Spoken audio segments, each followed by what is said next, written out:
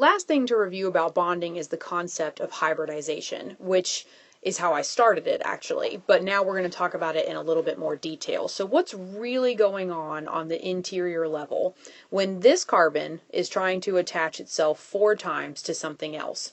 It's going to take its s orbital and all 3 of its p orbitals, and it's going to have to use all 4 of those orbitals and attach them to all 4 of the hydrogens. But the thing is they're all the exact same bond. Like this carbon-hydrogen bond and this carbon-hydrogen bond and this one, they're all the same.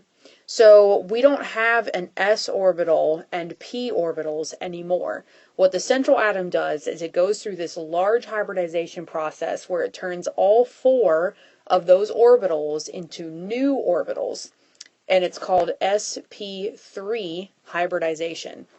So we are basically making this shmush of 1 s orbital and 3 p orbitals and making 4 orbitals that are called sp3 orbitals.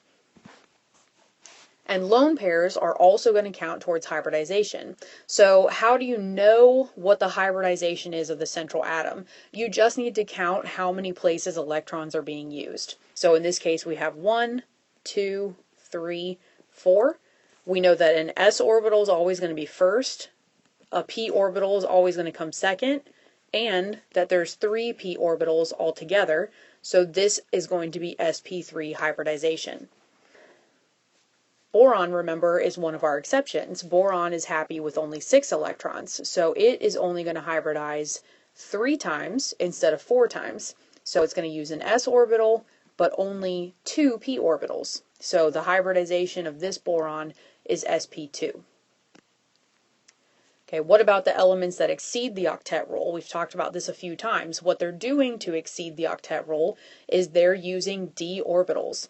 So we have 1, 2, 3, 4, 5 sections. That's going to be S, P1, P2, P3, and then we're going to have to use 1 d orbital. So this is going to be sp3d hybridization. And then the largest it gets, we have 1, 2, 3, 4, 5, 6. So this is going to be sp3 and 2 d orbitals in order to be completely hybridized. For elements that do double or triple bonding, we have slightly different hybridization processes, and that involves us naming specifically what is the kind of hybridization that's happening. So a sigma bond is a direct connection, and that's what we've been talking about with all of these hybridizations right here, is literally the blending of 2 orbitals. So you can see like one of the attachments that holds these 2 carbons together is direct, where 2 of their orbitals are actually overlapping. The other one is what we call a pi bond, which is an indirect connection, and it does not count towards typical hybridization.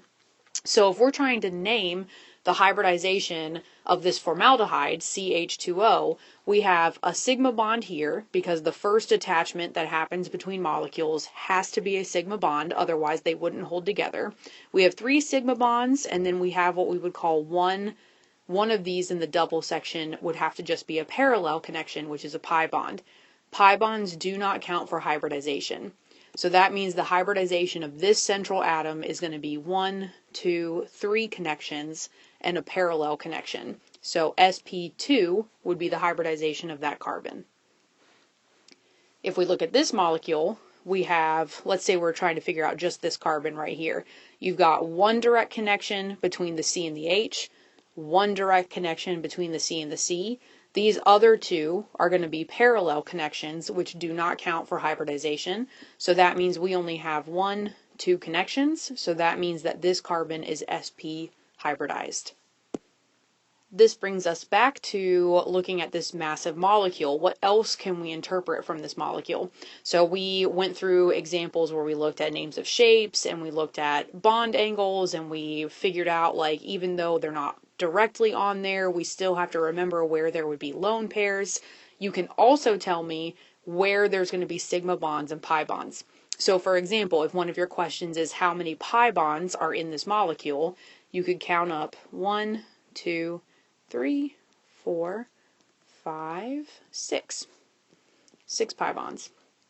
If you wanted to tell me what the hybridization was of that carbon, okay, we know that only 3 of these connections is going to count directly because one of them is a pi bond. So that's going to be sp2 hybridization.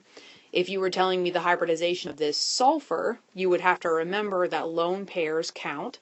So you would have 1, 2, 3, 4, and this would be sp3 hybridization.